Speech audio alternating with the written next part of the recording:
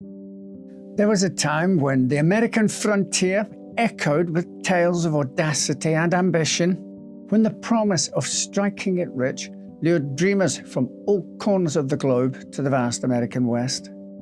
There is no shortage of stories of those who found their fortune and those who returned home empty-handed or died in the pursuit of gold, silver, or gemstones. But during the heart of Colorado's mining boom of the late 19th century, one woman whose story defies the conventions of her era has become legendary. Her journey from humble beginnings to the pinnacle of wealth embodies the essence of the American dream. Yet her fate is a testament to the capricious nature of fortune itself. This is the strange but true story of Baby Doe Tabor.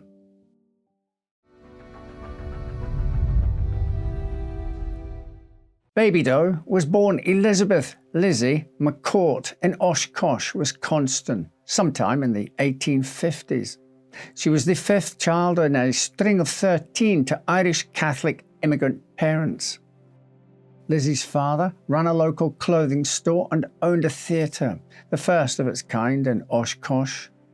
The McCourt family enjoyed a comfortable upper-middle-class lifestyle until a series of fires burned down both their home and places of business, leaving them impoverished.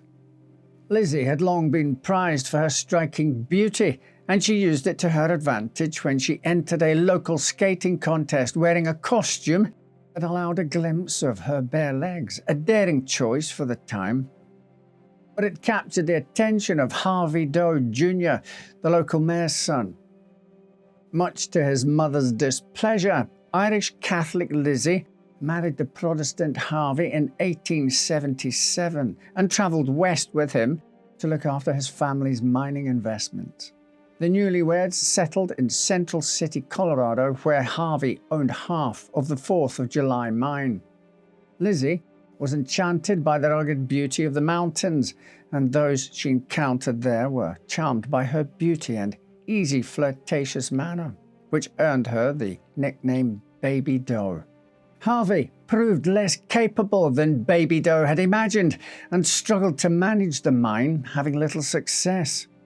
But Baby Doe was determined to make their venture prosperous and provide for her family in Oshkosh, so she became one of the first women to take to the mine herself, donning men's clothing and a pickaxe and disappearing into the earth for hours at a time.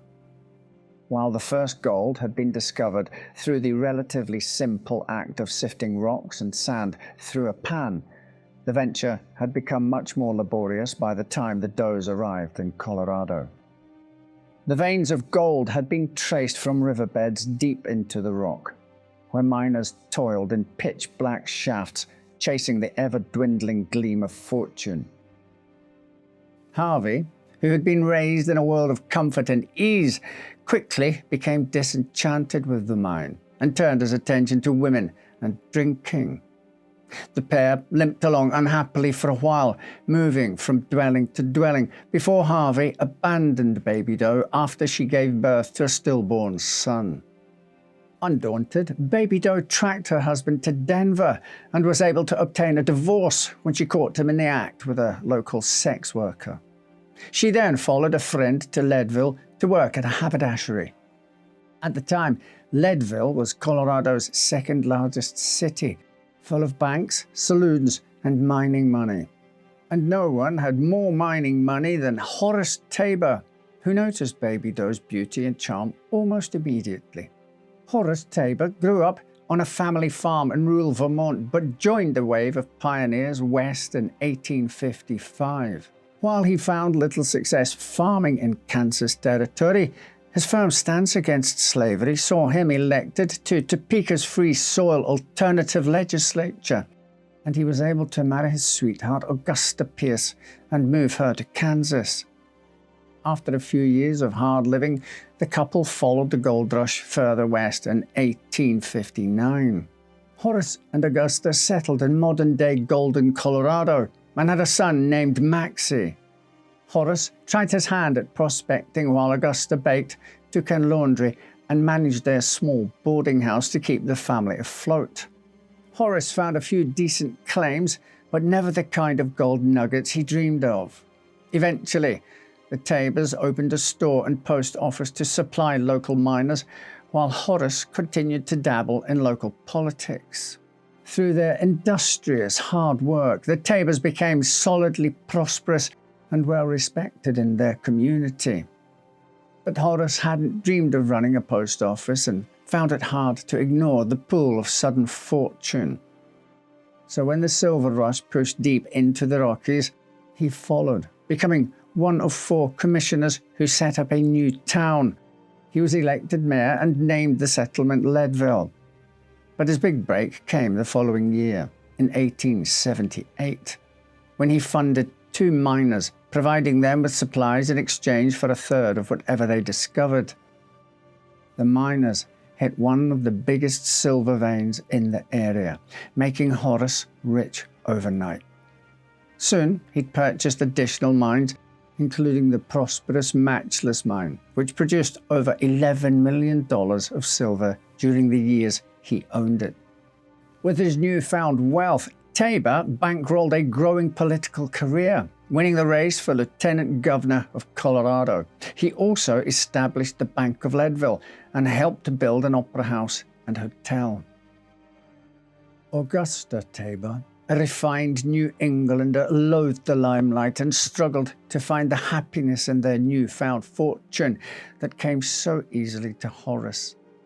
Her husband spent his money freely on drinking, gambling, and women, while Augusta endured an increasing discomfort.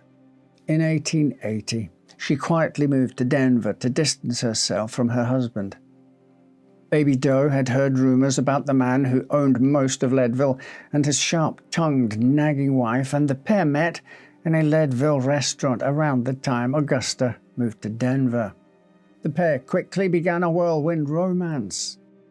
49-year-old Horace was eager to woo the beautiful 25-year-old Baby Doe and moved her into a luxurious hotel suite after paying off all her debts. Once it was clear the couple were madly in love, Horace moved Baby Doe to the newly constructed Windsor Hotel in Denver, while he moved out of the home he had shared with Augusta and tried to convince her to agree to a divorce.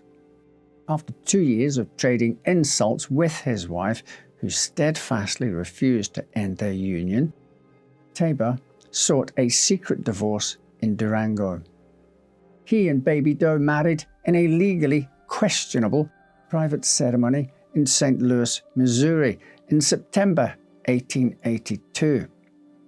The following year, Augusta sued Horace and finally settled for a legal divorce after he agreed to compensate her with real estate and stock in his mines. Augusta would invest her assets wisely, becoming one of the wealthiest women in Denver and supporting several charitable causes before dying of pneumonia in Pasadena, California at 62. Horace Tabor lost the race for a U.S. Senate seat, but was appointed to finish Henry Teller's term when he was appointed Secretary of the Interior. During their short stint in Washington, Horace and Baby Doe married for a second time in a lavish public celebration attended by President Chester A. Arthur. Baby Doe wore a dress spun with real silver worth $7,000, the equivalent of over $200,000 today. The plunging neckline of the dress showed off Baby's diamond wedding necklace, rumored to have contained a jewel that Queen Isabella of Spain had sold to finance Christopher Columbus's expedition. The couple's nuptials made national headlines, but did not earn Baby Doe a place in respected society. Though fabulously wealthy, the newlyweds could not buy the approval of Augusta's staunch supporters or those who believed their May-December romance and double divorces were too scandalous for polite society. Once back in Denver, Baby Doe filled her time with shopping, beauty appointments, and her scrapbooking hobby, receiving no visits or invitations from the city's elite. She was generous with her money and provided free offices to the Colorado suffragette movement, despite their repeated social snubs from many of its members. In 1884, Baby gave birth to the first of her and Horace's two daughters, Elizabeth, born Doe Lily Tabor. Lily was christened in a $15,000 gown, and her diapers were fastened with an $800 diamond solitaire pin. At 3 years old, the fabulously wealthy tot was featured on the front cover of Harper's Bazaar. By all accounts, her mother was loving and doting, choosing to remain home instead of accompanying Horace on his never-ending business trips. After a stillborn son, the Tabors welcomed a second daughter, Rosemary Echo Silver Dollar Tabor, in 1889. By then, the Tabors were living in an opulent mansion the size of a city block on Denver's Capitol Hill. Though she was not welcomed into society, Baby Doe Tabor was certainly known to all, and there was no denying that the sight of her dripping in diamonds and flying through the streets in her private carriage while nursing Silver Dollar was eye-catching, to say the least. It was hard to believe that she had once wielded a pickaxe in a mine wearing grubby coveralls. In 1890, the Sherman Silver Purchase Act was enacted in response to growing complaints from miners and farmers when the price of silver dipped. The act increased the amount of silver the government was required to purchase to back its currency. The law required that the Treasury buy the silver with special issue notes that could be redeemed for silver or gold. As a result, the volume of circulating currency expanded substantially without a proportionate growth in gold stock. Horace had already been forced to mortgage several of his real estate holdings when the price of silver declined. But the 59er, who waited nearly 2 decades to strike it rich once, wasn't eager to give up his stakes in the metal that made him wealthy. He borrowed against his other assets to hold on to his mines, hoping that silver prices would rise again. But by 1893, the statutory limit of the minimum amount of gold in Federal reserves was reached when people tried to redeem their silver notes for gold, as the price of silver continued to plummet, sparking the Panic of 1893. President Grover Cleveland summoned an emergency session of Congress to repeal the Sherman Silver Purchase Act, and Horace Tabor's mining fortune disappeared as quickly as it had arrived. Ever undaunted, Baby Doe immediately pitched in to help pay her husband's massive debts. She sold her jewelry and opera gowns and ran Tabor's businesses while he was out of town.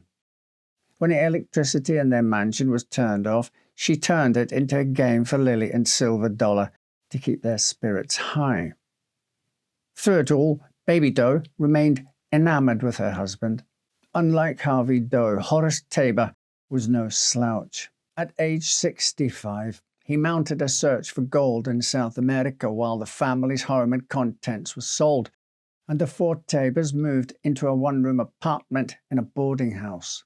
Horace's friends took pity on the once great businessman and rallied to arrange his appointment to the postmaster of Denver in 1898.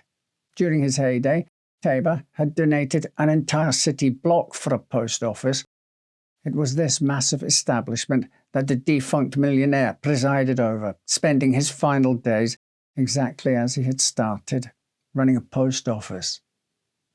But just 15 months into his new appointment, which provided a modest salary and allowed the family to live in a simple room at the Windsor Hotel, Horace Tabor died. It's rumoured that Horace believed in his silver mines until the very end, telling Baby Doe as he lay on his deathbed to hold on to the Matchless mine. It will make millions again when silver comes back. When the last of Horace's money had run out, Doe followed his advice and took her 2 children to Leadville, where she tried for several years to find investors to bring the Matchless mine back into production. It's unclear if the Tabors even owned the mine at the time, But Baby Doe, still only in her mid-40s with children, was determined to claw her way back to success. She even tried to work the mine herself, but soon discovered that its shafts were flooded and the conditions deplorable. Lily Tabor left Colorado as a teen to live with relatives in Wisconsin, unable to adjust to her new life of poverty. Following Lily's departure, Baby Doe and Silver Dollar moved into a shack on the site of the Matchless mine. The single-room dwelling was a former tool shed, woefully inadequate for human habitation in Colorado's harsh winters. Once old enough, Silver Dollar attempted to earn a living as a writer and entertainer in Denver, sending her mother whatever she could spare from her paltry earnings. After earning a less than stellar reputation for her drunken antics, Silver Dollar sought a fresh start in Chicago, where she tried to make a name for herself in theatre, calling herself Ruth Norman. In 1925, she was discovered dead in her Ellis Avenue apartment, either from suicide or a terrible accident after she spilled a pot of boiling water on herself. Baby Doe never believed that the woman living as Ruth Norman was her daughter and held on to the hope that Silver Dollar was still alive, living in a convent. Alone and destitute, she continued living in the shack at Matchless Mine, eating only stale bread and suet, but refusing to accept charity. She leaned heavily on her religion and began to believe that her life of great wealth was a period of vanity for which she must pay penance. She wrote prolifically in her later life, keeping diaries, writing letters, and recording random insights she called dreams and visions. She pored over her scrapbooks, reliving her happy years with Horace and her daughters. In the winter months, Baby Doe wrapped burlap sacks around her legs, and she was often seen wandering Leadville wearing a mix of men's and women's clothing, most of it torn and dirty. Even in her poverty, many refused to forgive her for her past transgressions. They believed she deserved to suffer for causing the breakup of Horace and Augusta, even though she and Horace were clearly very in love for their entire marriage. Many referred to Baby Doe as the local madwoman. In reality, she was likely just very lonely, having been purposefully excluded from society and then left by herself when her family died and departed.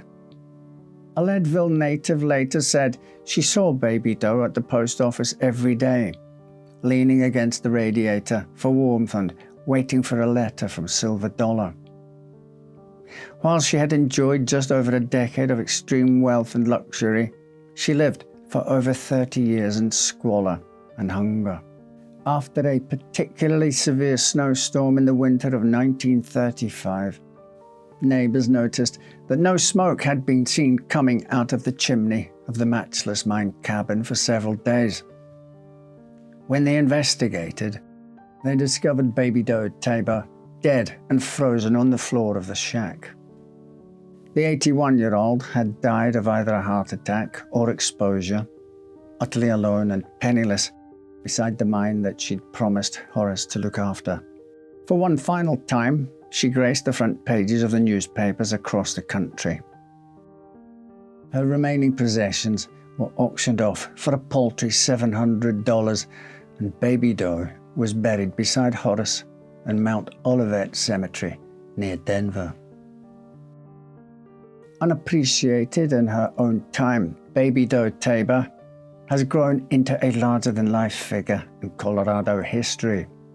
In the years since her death, she has moved far beyond the superficial caricature of a gold digger and is now remembered for her brave, if unconventional, life choices. Baby Doe was a woman who was unafraid to roll up her sleeves, pull on her coveralls, and sink below the earth to toil in the mines.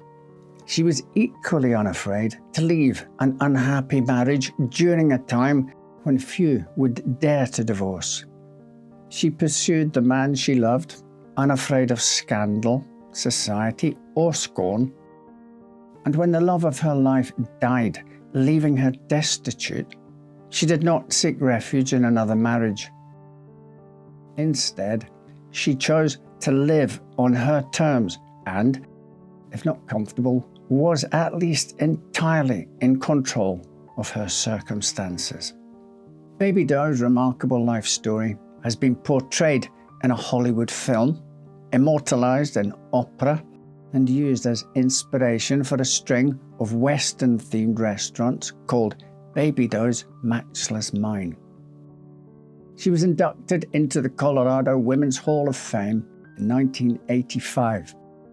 And several Colorado sites, including Matchless Mine, share her story with visitors each year.